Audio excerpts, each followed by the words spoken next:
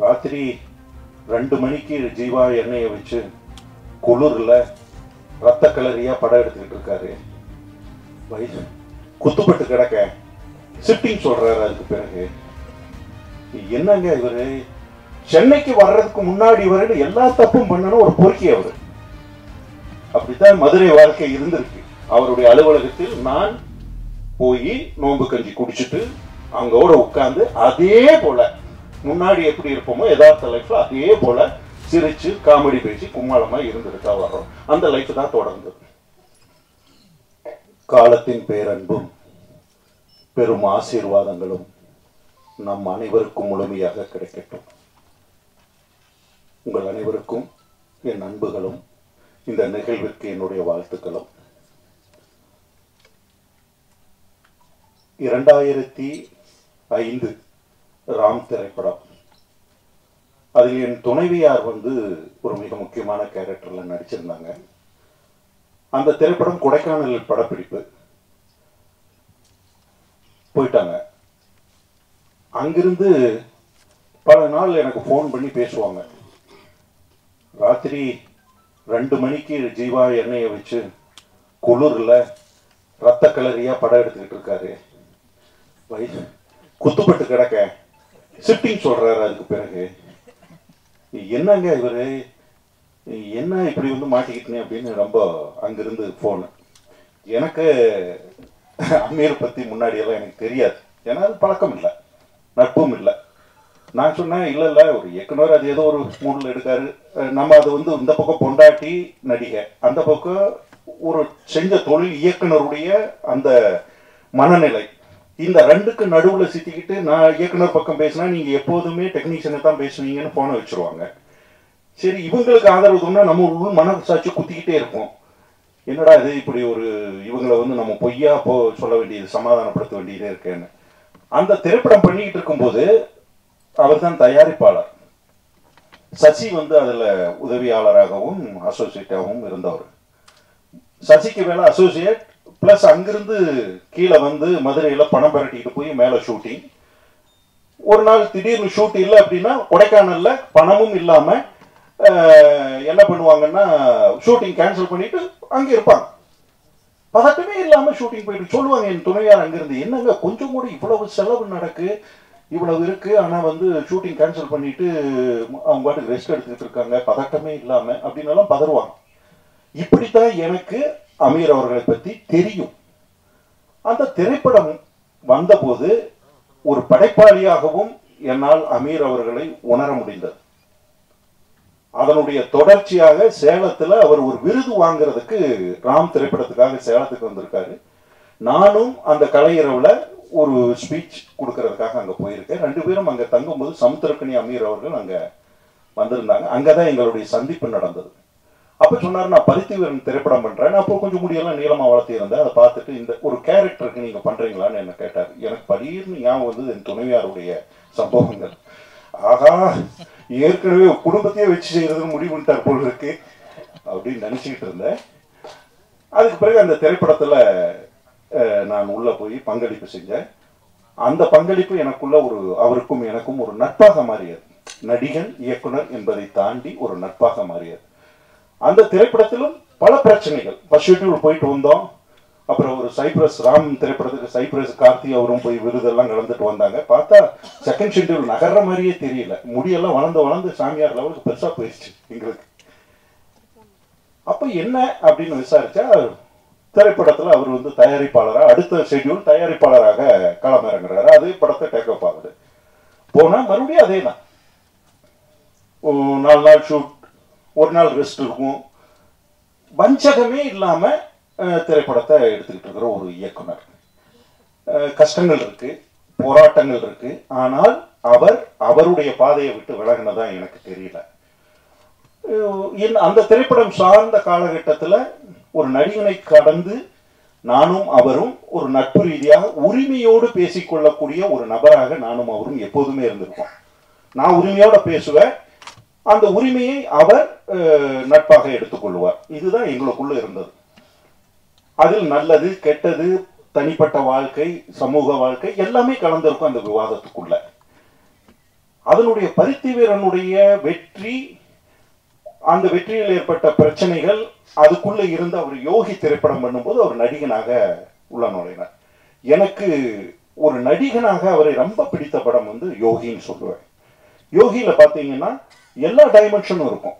ஒரு ஒரு ஒரு கதாபாத்திரத்துக்கு ஒரு நடிகன் தன்னை தானே செதுக்கிட்டு இந்த மீடியாவுக்குள்ள வரும்போது அவர் வந்து முழுமையாக அந்த திரைப்படத்துல வேலை செஞ்சார். அதுவும் அப்படிதான், சின்ன படமா எடுப்போம்னு ஆரம்பிச்சு அதுவும் அதே போலதான் வழக்கம் போல அது ஒரு மிகப்பெரிய படமாகத்தான் அது வந்து சேர்ந்தது. இப்படி தொடர்ச்சியாக அவரோடு நான் பார்த்த வரையிலும் அவருடைய வாழ்க்கையை நான் வந்து தனிப்பட்ட முறையில் நான் பேசும்போது எல்லாரும் திரைப்படத்துக்கு வந்து கெட்டு போவாங்க. நான் ஊர்ல நல்ல பையனா அப்பா அம்மா வளர்த்தன பையனா இருப்பாங்க. திரைப்படத்துக்கு வரும்போது ஒரு பழக்க வழக்கங்கள் அல்லது திரைத்துறை சார்ந்த சுதந்திரம் எல்லாம் சேர்ந்து அவங்களே கொஞ்சம் அந்த அப்பா அம்மா வளர்த்தன பையன்ல இருந்து கொஞ்சம் மாறுபடுத்தி பயணிக்க வைக்கும். ஆனா இவரை பொறுத்தவரை உள்டா, சென்னைக்கு வர்றதுக்கு முன்னாடி வரையில எல்லா தப்பும் பண்ணணும் ஒரு பொறுக்கி அவரு. அப்படித்தான் மதுரை வாழ்க்கை இருந்திருக்கு.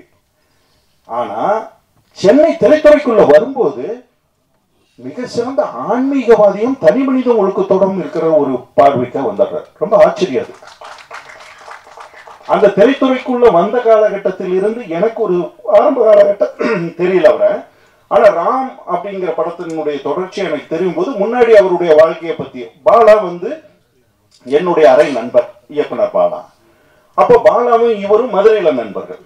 அப்ப அந்த அந்த ஒரு சுற்று வட்டத்தில் அப்படி வரும்போது எனக்கு இவங்களுடைய வாழ்க்கையை பத்தி முன்ன பின்ன தெரிஞ்சுக்கிறதுக்கான சந்தர்ப்பங்கள் அமையுது. அப்படி பார்த்தா மதுரை வரையிலும் ஒரு வாழ்க்கை, மதுரைக்கு பிறகு பாட்சா மாதிரி வரும். ஃபர்ஸ்ட் பார்ட் ஒன்று, செகண்ட் பார்ட் ஒன்று. அப்ப செகண்ட் பார்ட் எடுக்கும்போது நான் பழக்கங்கள் அங்கதான் எனக்கு வருது. தனி மனித ஒழுக்கமும் இறை அச்சமும் ஒரு நேர்மையாக தன்னை பயணித்துக் கொள்ள வேண்டும் என்கின்ற அந்த பார்வையும் அவருக்குள் தொடர்ச்சியாக இருந்திருக்கு. நான் இதுவரையிலும் அவர் பார்த்துட்டு வந்ததில்லை. அவர் அந்த பார்டரை எதுக்காகவும் கடக்க விரும்பல. பணத்துக்காகவோ புகழுக்காகவோ அல்லது இதை விட்டா நமக்கு கிடைக்காது அல்லது அவங்க மேல பொறாமைப்பட்டோ எதுலையுமே அவர் தன் தனி மனித ஒழுக்கத்தை விட்டு கொடுக்கவே இல்லை. அப்படி எனக்கு தோணும் போதுதான் காலம் ஒரு இன்னைக்கு வந்து அவருக்கு ஒரு செக் வைக்கும் போது என்னால அதை ஏத்துக்கவே முடியல. ஏன் ஏத்துக்க முடியலன்னா, நான் பார்த்த நபர், நான் பழகிய வரையிலும் நான் பகிர்ந்துகிட்ட வரையிலும் இவ்வளவு ஒரு கட்டுக்கோப்பான ஒரு நபர் இதை செய்திருக்க வாய்ப்பே இல்லை, இதற்கு துணை போயிருக்க வாய்ப்பே இல்லை. நான் உறுதியா நம்புறேன்.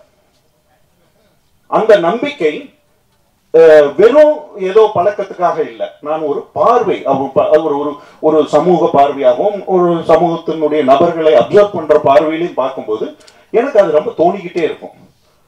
அப்போ இந்த இந்த சம்பவங்கள் நடக்கும்போது அல்லது இந்த சம்பவத்தினுடைய மையப்புள்ளியாக சில விவாதங்கள் வரும்போது அவருடைய அலுவலகத்தில் நான் போய் நோன்பு கஞ்சி குடிச்சிட்டு அங்கோட உட்கார்ந்து அதே போல முன்னாடி எப்படி இருப்போமோ யதார்த்த லைஃப்ல அதே போல சிரிச்சு காமெடி பேசி கும்மாளமா இருந்துட்டு வர்றோம். அந்த லைஃப் தான் தொடர்ந்தது.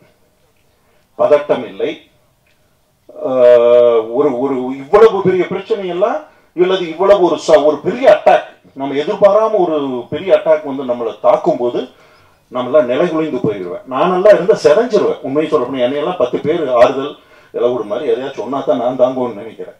ஆனா அவர் மிக நிதானமாக தன்மேல் மிக்க மிகப்பெரிய நம்பிக்கையோடு அதை கடந்து சென்ற விதம் இருக்கு இல்லையா. எனக்கு வந்து இஸ்லாம் நான் வந்து மார்க்கமாக பின்பற்றிய அந்த சமூகத்துக்குள் இல்லை என்றாலும் இஸ்லாத்தை நான் படித்தவன், புரிந்து கொண்டவன். குறிப்பாக நபிகள் நாயகத்தினுடைய வாழ்க்கை, உமர், அபூபக்கர், இப்படி நான் பலதுன்னு சொல்லுவேன்.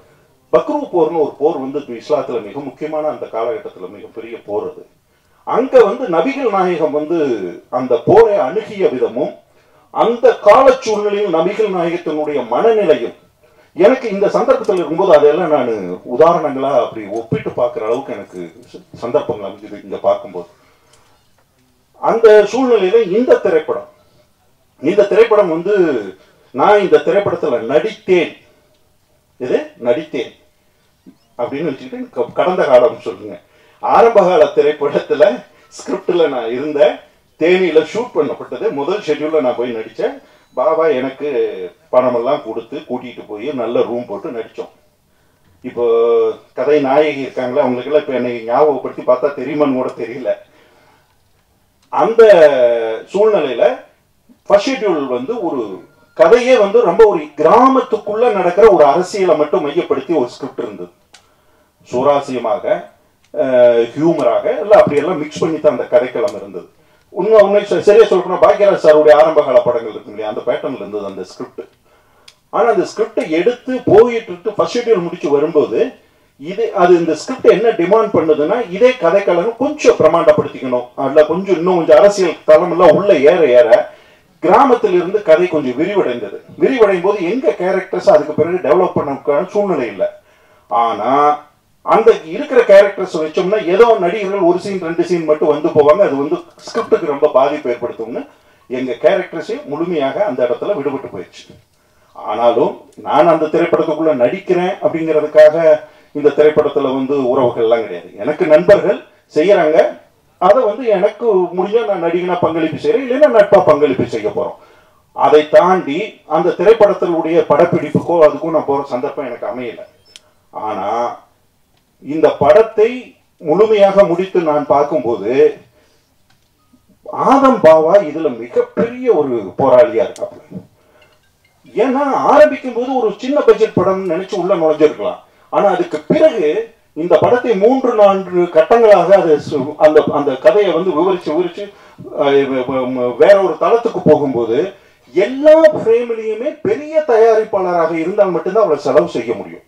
எல்லா கூட்டம், காரு, ஆட்கள், அதை வந்து அவ்வளவு சீக்கிரம் வந்து நம்மளால ஏற்று செலவு செய்ய முடியாது. ஆனா பாவா ஒரு தயாரிப்பாளராகவும் இயக்குனராகவும் இருந்து இந்த ஸ்கிரிப்டை சரியா இப்படித்தான் பண்ணணும், பார்த்துருவோம் அப்படின்னு மிகப்பெரிய போராட்டத்துக்கு இடையில் இந்த படத்தை முழுமை செய்திருக்கிறார்கள்.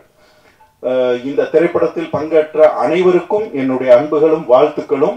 காலம் மறுபடியும் இவர்களுக்கு தனது பேரன்பையும் பெரும் ஆசீர்வாதத்தையும் வழங்க வேண்டும்.